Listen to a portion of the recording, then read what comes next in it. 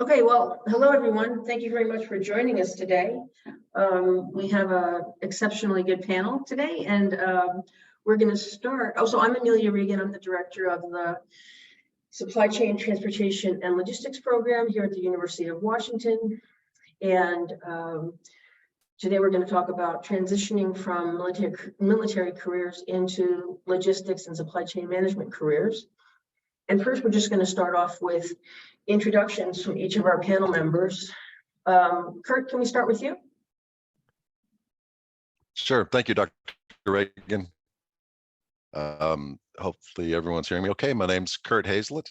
I am a retired Marine Corps officer, and I got my start with the Marine Corps. I enlisted out of high school, and I was picked up on an academic scholarship to go to any college or university of my choice, and I graduated with an engineering degree. My entire career, I spent 6 years in active duty and the remainder as a reserve officer until I retired.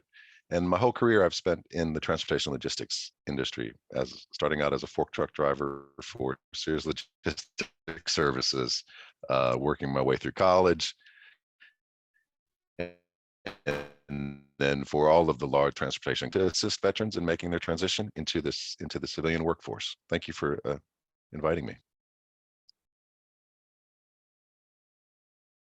Carol?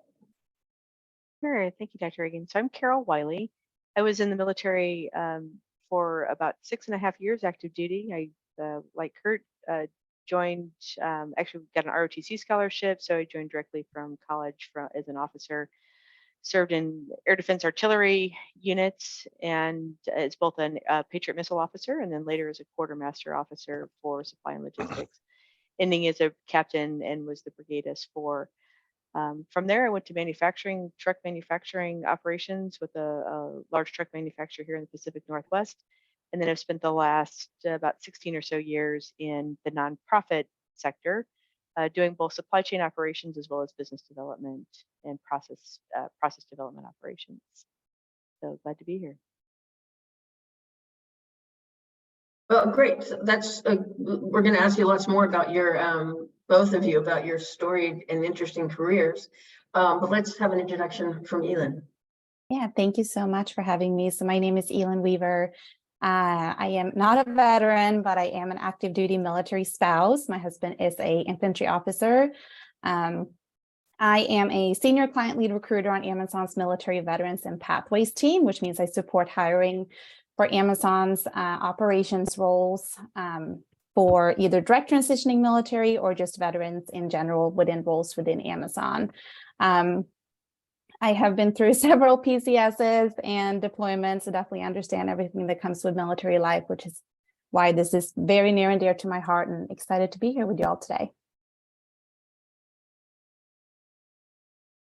So starting with Kurt and then maybe Carol, can you tell us more about your careers and how your experience in the military, your civilian careers and how your experience in the military may have informed that? Sure. Yeah, I've got some great examples to speak to. So as I was a milestone coordinator for the V-22 Osprey program. So this is the tilt rotor vertical takeoff and landing airplane for the Marine Corps. And that was, as a milestone coordinator, I worked across multiple teams, DOD, procurement, manufacturing, and that transitioned directly. I was an aviation maintenance and logistics officer during my active duty time. And that's the first transferable skill. And I bring it up because it's a great example of how, if you're transitioning out of the military, there's a lot of acronyms, there's a lot of terminology that might be familiar to those that are in the military or have military experience, but not familiar to anybody who's looking at your resume. So it's taking that those experience elements and translating them into civilian experience has been the most impactful for my career. I have another story to tell, which may, if you have a logistics and transportation background, and it's coordinating fires is very, very much like delivering freight. It's just a different impact on target.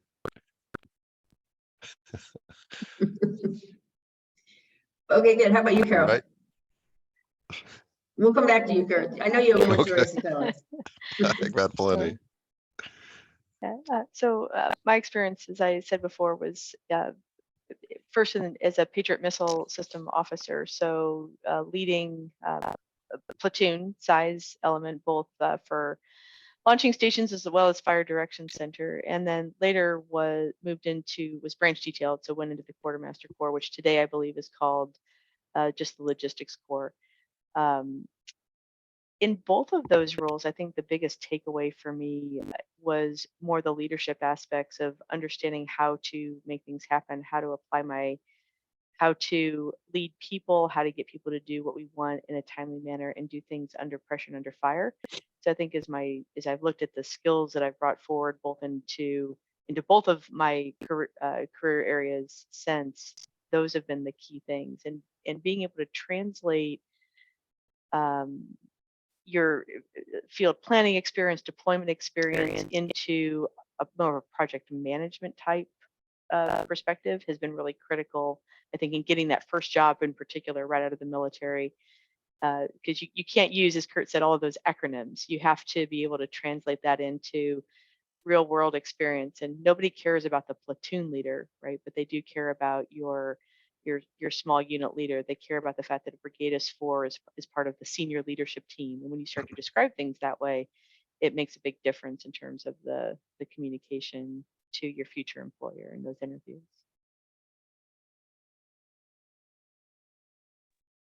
So Elin, how about your experience? Do you find that veterans typically already know those skills, already have the skills of translating their experiences into civilian opportunities? I think it's definitely a work in progress, right? Sometimes, and this kind of contradicts a little bit of what Carol and Kurt just said, but when we review resumes, at least like on the team that I'm on, we're all either veterans or military spouses. We kind of understand the lingo a little bit. And sometimes when I look at resumes, I can't even tell that they were in the military because they have tried to make it so civilian. So you really have to be mindful. Like, obviously, we want to see your military experience. We want to see what you have done. And to Carol's point, like, what we are looking for is your leadership abilities and everything that you bring on that aspect. And then a lot of the other things, even if you don't know it coming into like Amazon, you can lean on your leadership skills and we can train you on a lot of the other things. That's really what we look for. And you offer a service being part of such a large company that doesn't exist in other companies. Specially talented, specially trained veteran recruiters. There's only a few companies that have this robust, full-time employees that are dedicated to hiring veterans. That's a lot. And yeah, so right. So you're specially trained, but if you're trying to appeal to a larger audience, they might need to have that civilian resume. Right. Yeah. And I the know message is know your audience. So yes. and potentially have, That's a good you one. will likely find that you have to have multiple versions of That's your a good resume. one, Carol. So you may have a resume that you might send to an Amazon because they have specially trained recruiters that, using my example, list brigade S4 first, and then maybe in parentheses next to it says department head or senior leadership team member or something, versus the other way around. So that way, and you have another resume that never even puts the word brigade anywhere on it, and it only has civilian terms. Most people have multiple copies of their resume that they're using to highlight different aspects of their experience based on the job description that they're for the position they're applying for. So Carol, you've worked in both the private sector and also public sector companies in logistics, or in nonprofits, right? Nonprofit sector, yes. In logistics, do you think it's different applying for a nonprofit sector job rather than applying for a FedEx, UPS, Amazon, Walmart, these kind of companies? That's a great question. I think the answer is, I would say is yes. And the reason for that is that I find that there are less prior military in some nonprofits, not all. For instance, the first nonprofit role I had, the person who hired me actually had Navy experience. So he was familiar with with the military world, but most people that I speak with aren't familiar with military acronyms, terminology, or that experience. And so, in fact, in some, they view military as not a positive.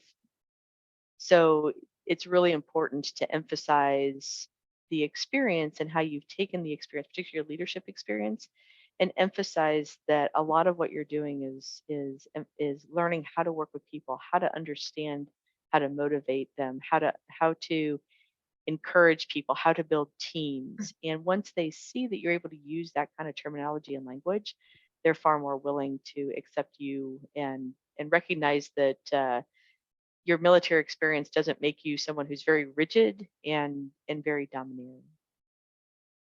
I'd like to plus one to what you're talking about, Carol. That's a very excellent point. And another thing is, we're in a highly patriotic state of the world, but the person reading that resume may not feel that way. So there is that. So Kurt, you've been out of the military for a while now, but you've had many leadership responsibilities in very companies. Can you tell us a little bit how are you still thinking back about those kinds of experiences and still using what you learned in those years? Oh yeah, and a lot of it is having to do with finding solutions, unique solutions to problems. Is probably the thing I learned early on in my leadership career with the Marine Corps, and have applied to leading teams at the transportation companies I've worked for, which is our nation's largest transportation companies. And I think one of the questions was, what was the best thing that transitioned over? Was connecting with professionals in the industry is probably the best hint that I could share with fellow veterans that are transitioning out.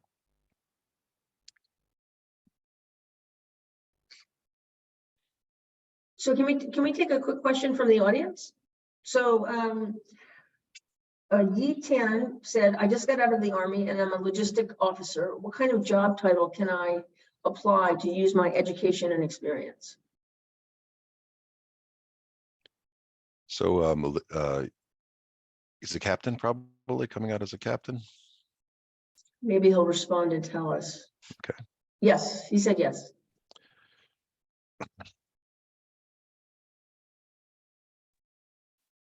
I think it kind of depends on your interest, right? And what is it that you want to do? I know for us, like with that kind of background, the roles that I'm filling coming out is, operations managers within our buildings, but I'm also filling PMs or like customer success, people like that within the company as well. So it depends on what are you passionate about, I guess, outside of the military, and where do you want to see your career go? I've seen placement in a variety of transportation roles, if that's your interest, materials planner, materials operations, manufacturing operations, leadership. All of those things are areas that you could easily apply for. And I keep emphasizing the leadership piece, because the reality is your experience, regardless of what you are technically doing in the military, that leadership transcends to any kind of role you may be passionate about. So if you're really excited about sales and you clearly didn't have a sales job in the military, do not let that hold you back from applying for the sales role or the marketing role or the IT role that you might be trained for, but simply didn't do in the Army, or in the military, regardless of your branch. Those leadership skills and the way in which you approach people and projects will transcend to anything else, and your company will train you in the way in which they want it done. They're going to do it anyway, even if you hadn't come from the military. They're still going to train you in the way they want that work to be accomplished. So, and then you had a question there about the specific job titles. Was that?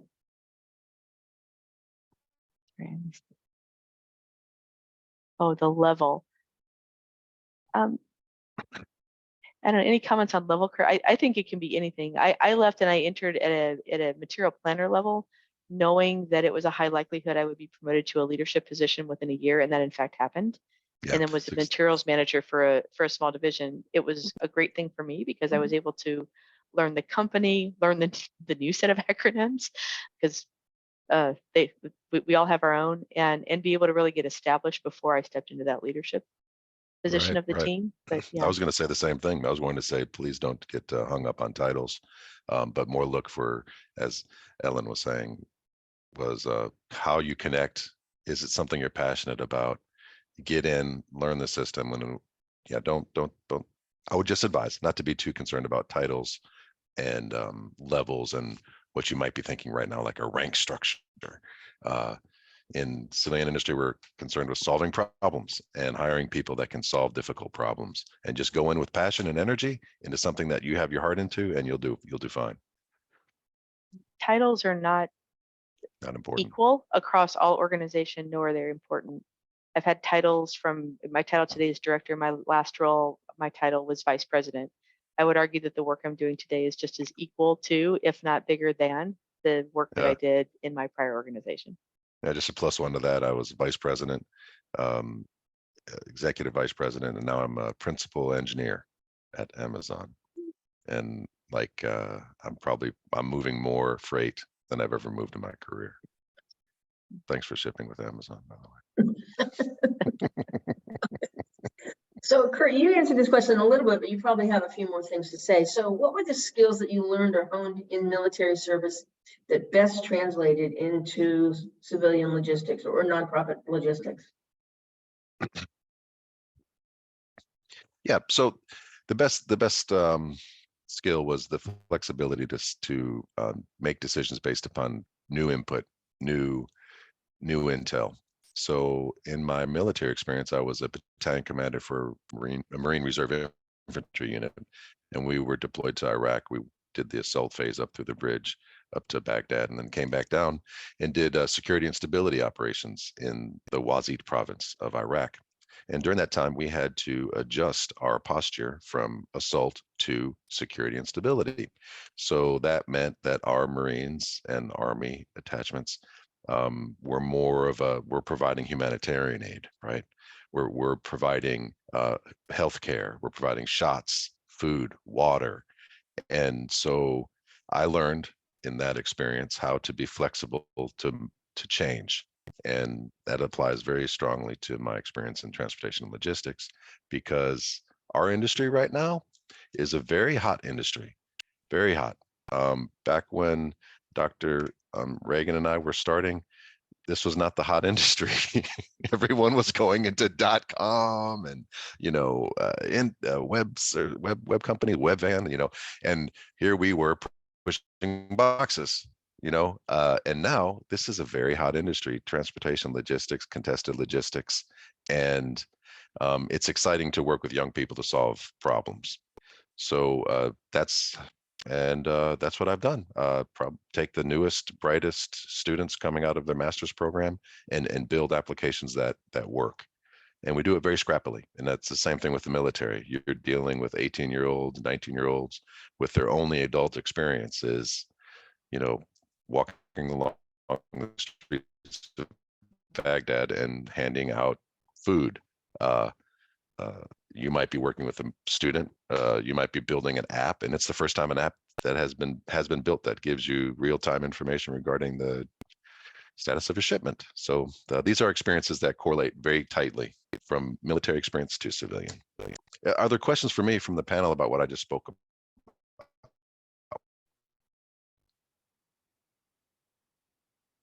Or from the audience?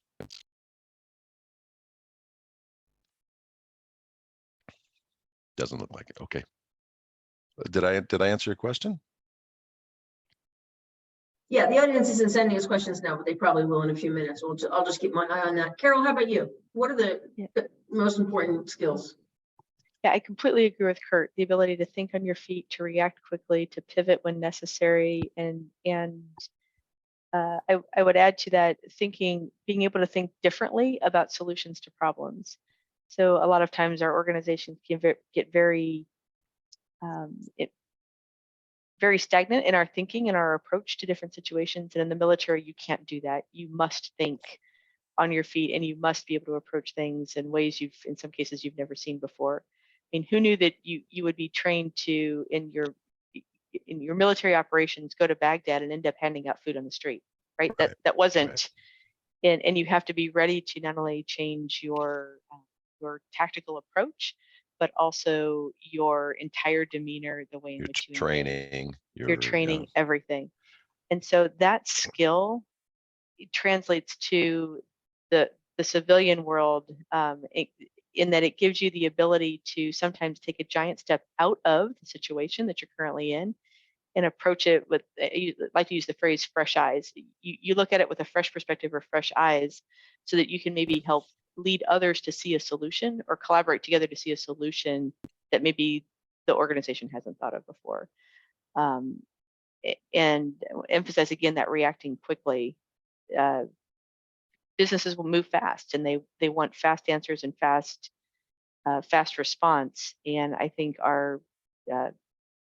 your military training trains you to do that, and also trains you to help others bring them along in that same way, to be able to respond quickly and with excellence in the things in which you're doing and the way in which you're approaching.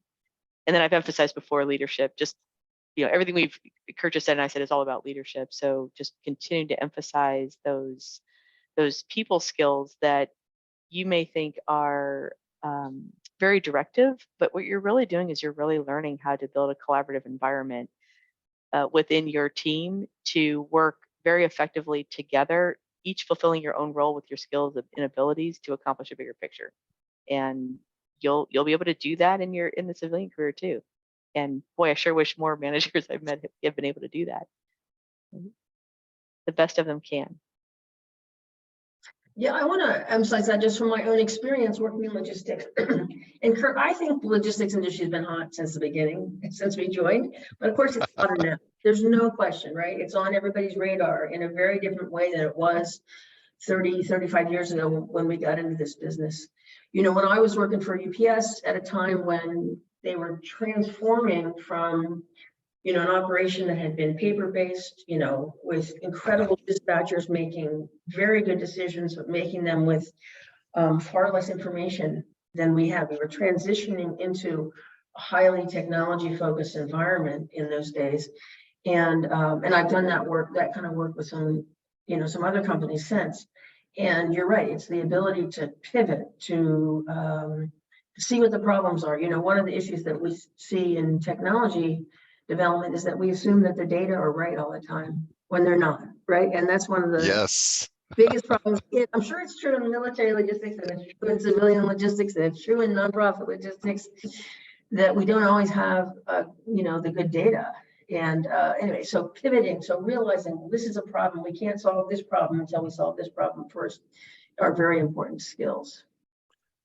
So we do have a question for the audience. It says, what are the examples of some of the challenges that you are facing today in your respective fields? And we're not going to leave Elin out. We're going to get back to maybe the challenges in recruiting or challenges in transitioning next. Well, actually, why don't we start with Elin, and then we'll go back to the other two. Some of the challenges in recruiting, and obviously like from Amazon, like Kurt mentioned earlier, we are a big company. We invest a lot into military and veteran talent. And a big thing we see is just retention. Once we get you into Amazon, we want you to stay there. So how do we retain the talent once we get there?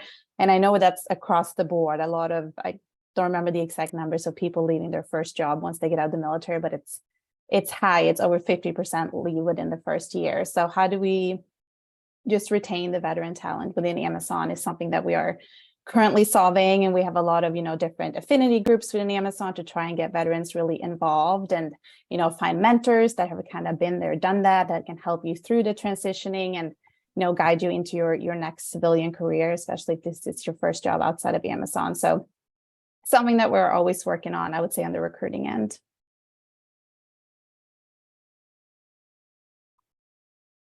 So let's go to Kurt. What are the problems or the challenges you're facing right now? Yeah, the biggest challenges are to hire persons that are capable of getting up and going and looking at the operation rather than content with looking at data and not understanding where the data flows. So in our business, in our transportation logistics business, I always like to talk about there's a physical movement of the goods, the shipment, be it from ocean to truck to train to air, and there's the movement of the data. So a lot of the biggest challenges is new hires making conclusions based upon the data, but not understanding the physical movement of the goods. So we have that skill in the service of getting up and going and take a look. So MBWA, managed by walking around, get up, go take a look.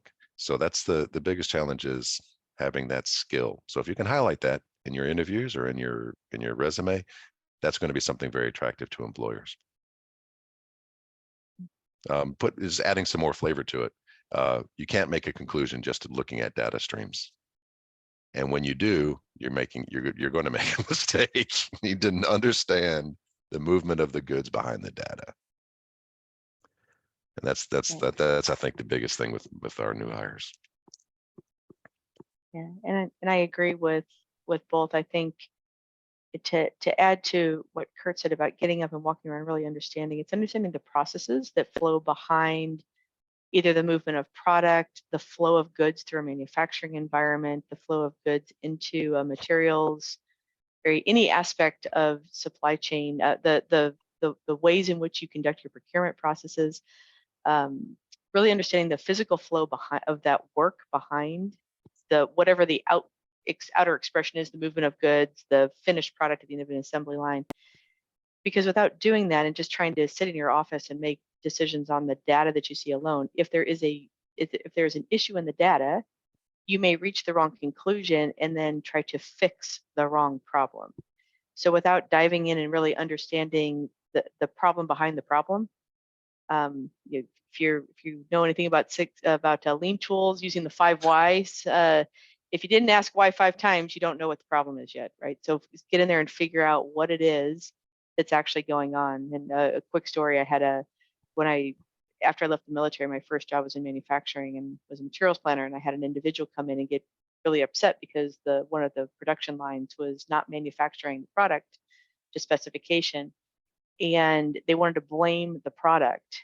It didn't quite make sense, and went out and did a lot of investigation and finally discovered that the whole issue was that the code in the system that directed the system to tell the operator what production steps to go to, the workflow to build that product, were actually pulling wrong information because the wrong 2-letter code was on the item master for that product. And when we went in and fixed those 2-letter codes, their error rate, I forget what the actual number was, but it was something like 20,000 defects per million unit in Six Sigma speak to basically a Six Sigma process.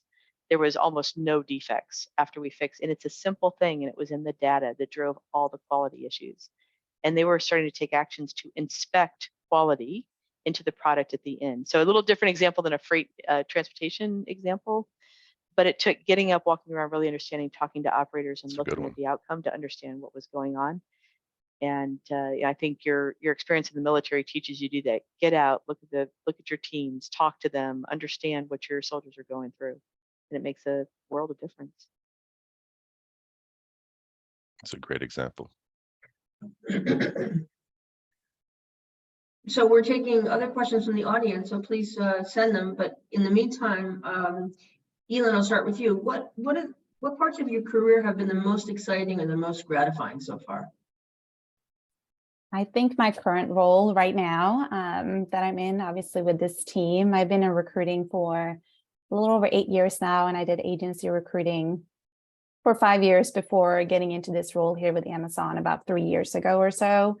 And like I said, as an active duty military spouse, I love being able to help veterans, find their next role in the civilian world, and then also military spouses as well that we work with and try to get into roles within Amazon.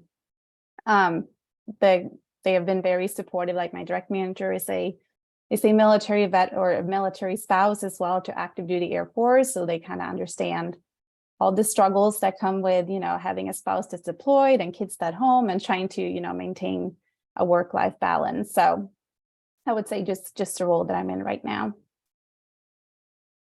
And how about you, Kurt? Yeah, the most rewarding experience that I've had in my career is being able to work with new students coming out of master's programs, PhD programs, to take skills that they've acquired in college and universities, like SQL program, Python programming, and apply them to our industry. And that's been the most rewarding thing, to build those things, to build those innovations, and to create.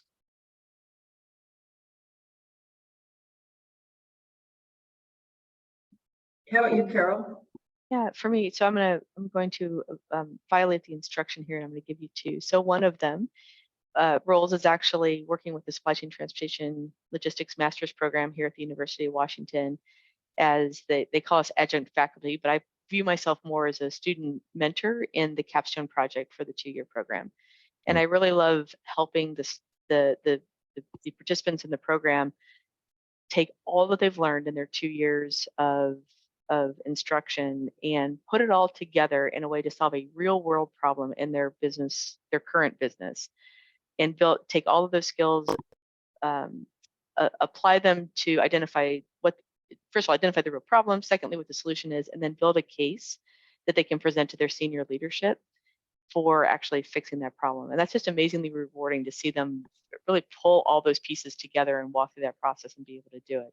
So I think that's fun. And then I think the second thing in my regular day job career, while I love the job I have now, I think maybe the most rewarding piece was in my last role, where I had the opportunity to take a lot of the leadership and from the military, the skills that I learned in process development, operations, supply chain management, logistics, and materials management, and apply it into the nonprofit world to build standards and do supply chain training in, I don't know, it's a couple of dozen offices in various countries around the world. So, things like pick a country, Zambia, being able to go and actually teach supply chain operations, but then also help that team identify and work through how to improve and how to the kinds of things they wanted to do to make their operations better, and then help them make that happen. So very, very rewarding and a lot of fun to do. So we're going to get to a question in a second, but I want to say, if I had done a proper introduction in the very beginning, I would have said that Carol has taught in our program, and we're very grateful for that, and that Kurt will be teaching in our program next year. He and I are developing a course in autonomous vehicles and automated logistics systems, focusing mostly on ports and warehouses in the logistics systems. And, he has taught before, so he's been a mentor to many students over the years, and integrated them into the operations of the many jobs that he's had. I'll make a quick pitch about our program. So it's a 1 or 2 year program that covers many, many, many different aspects of supply chain management, transportation, logistics, and ends with, I think, a very exciting capstone opportunity where students pick a problem from, most of our students are working full time. They pick a problem that they have encountered in their work, and work with a couple other students to find solutions to that problem. And they're guided by some of the, industry experts with lots and lots of experience who can help them in that process. So we're very happy to have outstanding instructors with unbelievable experience. And here are 2 of the examples of those such instructors. We do have a question from the audience about, are certifications necessary? And if so, which ones do you recommend? I'll kick in. It's about, Ellen will probably say not, or Elin will probably say they're not nearly required, but things that pop out to me are lean certifications, Six Sigma, Black Belt, APIX if you're in procurement, CLM, Council Logistics Management certification. Anything you can root cause analysis, solving problems is what I look for. But those jump off the page. And from my perspective, I agree with everything Kurt said, although I will also say that I think it's important you know those skills and you have learned those skills. Is a certification important? I'm ambivalent. I'm a living example of someone who has 0 official certifications in any of those things. Yet I have mentored them, managed them. I was, mentored master black belts, for instance, in my role in the truck manufacturing area. So it's but learning those skills is critical and very important, whether you get certified. It's your Oh, choice. if it's on your resume, you're going to get some tough questions from me. That's for I'm going to ask you about Six Sigma. I'm going to ask you about the Yeah. 5 whys. Right. Mhm. And I'll put in a pitch. So, I've, supervised lots of masters and PhDs and undergraduate students as well in computer science and in civil engineering who end up going into logistics companies. And I encourage them to do a few extra courses in data science. Mhm. So the computer scientists probably have all the data science courses they need, although not always. But the civil engineers, if you can learn a little bit of data science on top of your training, it can go a long way in helping to find the right opportunity, because almost every job today has some aspect of data analysis, data science. But I agree. I don't know that necessarily certifications are important, but sometimes they can, get your foot in the door or give you an opportunity to have an interview to demonstrate your skills. So it's not clear that they're necessary, but certainly doesn't help to have a few.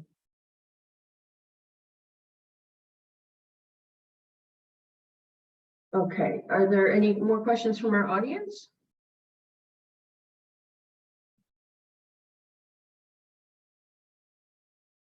So Elin, sorry, I'll put you on the spot. What advice would you give current service members about transitioning to a civilian career in logistics and supply chain industries? I would say the first step is networking, right?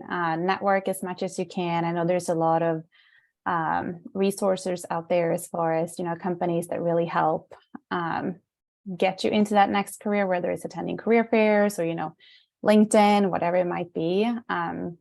I know veterans and a lot of companies as well that focus on really hiring veterans. We have webinars, bi-weekly, where you can actually join and talk to recruiters or hiring managers and ask questions and understand that.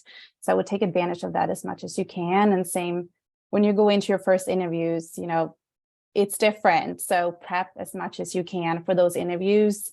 There's resources out there as well. Do as much research as you can for the companies. What does the interview process look like? Because it's different depending on which company that you are going to. And then hone in on those interview skills and really know your stories and your experience and be able to talk through that in the interview. Okay, I do have a question. Edgar, do you still have a question? I'm gonna click allow to talk. I just noticed that he had his hand up.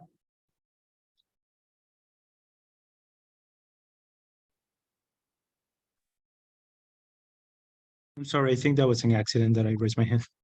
Oh, okay. Happy to be here. Good to see you. Okay. How about anybody else?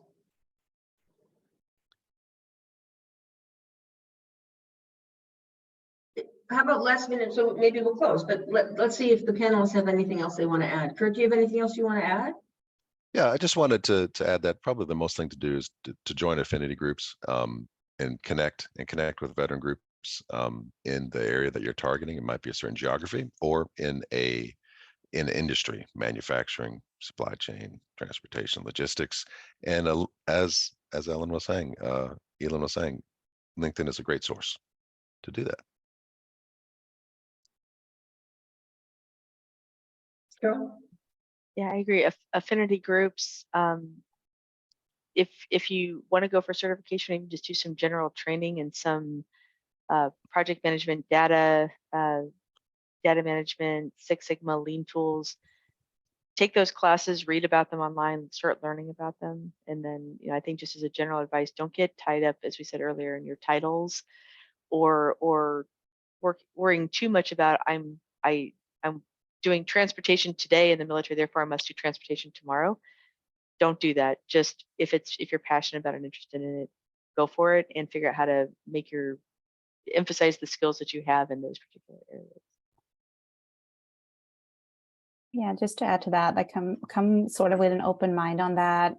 Titles are different across companies depending on, the size of that company and kind of scale and scope of what the role entails. So just focus on what it is that you want to do versus, maybe what is that title of that role sort of thing. And like I said, just take all the resources that you can get and use that to your advantage and really, prepare and network. I know especially like veterans and myself, like we're all here to help. I'm happy to help prep, and even if it's not an interview with Amazon. So just use LinkedIn, as a great tool and resource.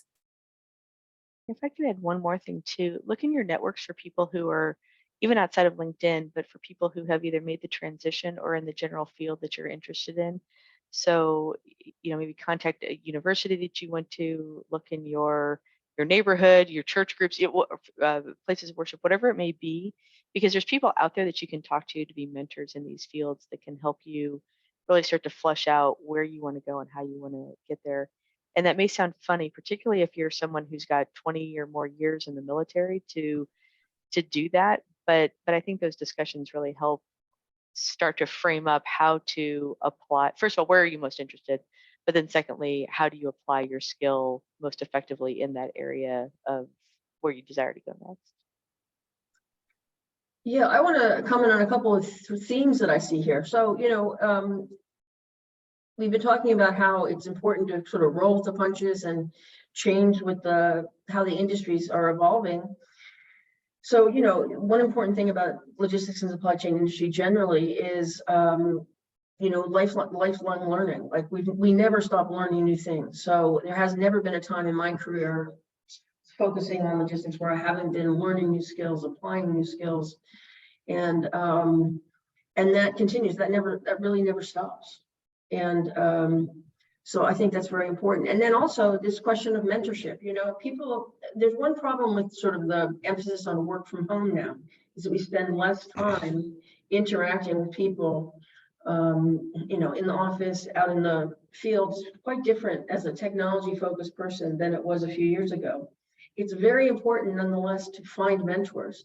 And as much as you would like to have mentorship, people are out there very willing to help people. So I don't know, I have had mentors, consistent mentors at every stage in my career. And I would never have succeeded as much without that kind of help. And it continues to be true now. I just started this job a year ago, and I'm still reaching out to people I can learn from. Kurt, are you going to agree with that? Oh, absolutely. Absolutely. And look for problems and add value at everywhere you go. Add value. It's it's the reason why I'm on the National Academy of Sciences panel. It's because I love solving problems, and invariably stay in this industry long enough, you'll start to recognize people in various roles. Like, stay connected. Build a reputation for solving problems. And there's a question in the panel from Ian. Am I coming through okay? Yeah, you are. Yeah. Yeah, cool. Ian has a question, and it's an intriguing one, and I love it. It says, if you have one equation to solve today's logistical challenge, what would it be? So that's okay. I have an answer. Okay, answer, yeah. 22. No, that's the answer from Hitchhiker's Guide to the Galaxy. It's like, what is the meaning of the universe? I think he says something like 7 is the answer. So it's a big question and a big problem. The logistical challenge, the thing we need to solve is inventory placement at locations that provide delivery, next and same day delivery. So, and that problem encompasses what Carol may be familiar with, manufacturing. Where do you produce the goods? Where are they inventoried? Where are they stocked? And then where is the demand? So think of it as a fluid dynamics problem you're trying to solve. Where do I place inventory to put it in a place where I can delight our customers with our logistics services, which is next day, same day delivery? That's the equation I'm looking to build. That's my problem for today. What do you have a problem to add, Carol? Actually, I'll take your answer. I'll remove the next day part. So even in the nonprofit world, where let's take health systems, where you're trying to ensure in very rural communities last mile logistics, where the last mile is literally done by bicycle, foot, ox cart, and donkey. How do you get the medical supplies that are needed to those clinics at the time in which they're needed in preventing what in the international community they call stockouts of those goods? So vaccines is a great example. Having vaccines, it's very common today, unfortunately, where there's plenty of supply of a given product, a given vaccine, but it's in the northwest corner of the Down the right country, and they need it in the places. southeast corner of the country, right? Yeah. It's the exact same problem that Kurt described without the next day challenge. Yeah, So that fluid, looking at the fluid supply chain from supply and demand is absolutely critical. and we talk about this at the National Academy of Sciences, really, and it's because it's a life-saving Yeah, decision. absolutely. And how do you get life-saving vaccines, medicines to people that need it? Mhm. So that last mile problem. When we speak about last mile, what we're talking about is that the traveling salesman problem, pickup and delivery, and how do you efficiently deliver that good, that service, that goods. Well, and I'll put a plug in for a problem. So one of the problems I've worked on for many years with the National Academy was how do we do this in a fuel efficient and environmentally sensitive way? And that's a challenge that, especially as we've moved to same day, next day, has been even more pressing because we want to be able to, of course, deliver goods where they're needed, when they're needed, but we also want to do this in a way that doesn't hinder the environment or cause other problems like safety problems out in transportation networks.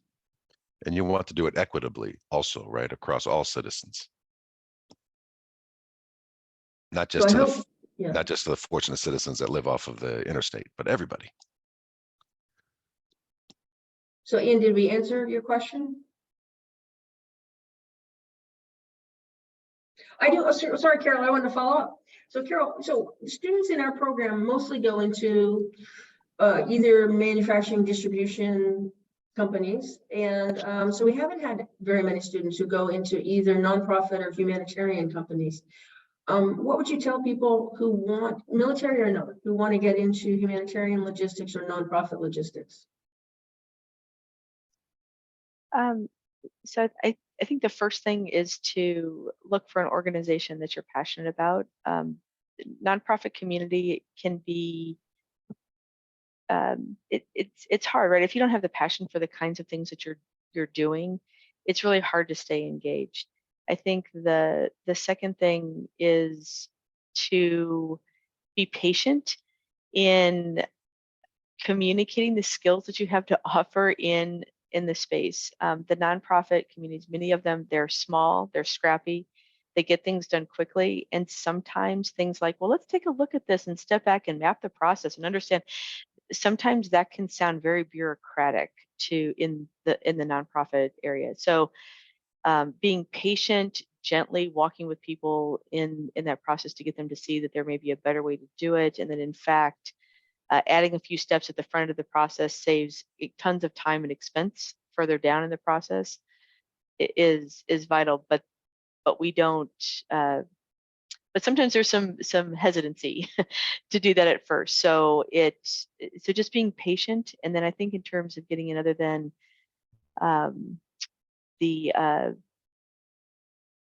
picking an organization that you're passionate about, I think it's also recognizing that the titles and the kinds of things that you may get involved with are different. As an example, my title today is Director of Corporate and Foundation Engagements. That does not sound supply chain like. And yet I spend a lot of time working with the team on process improvement. How do we capture our work, understand our work, and package our work from end to end so that we can communicate it to others and engage them in what we do and how we do it, and have them see their place or their role in where they can contribute to the success of whatever the project is that we're working on. So it's a different kind of application of supply chain and supply chain skill. It's not about moving the product necessarily, although we do that. But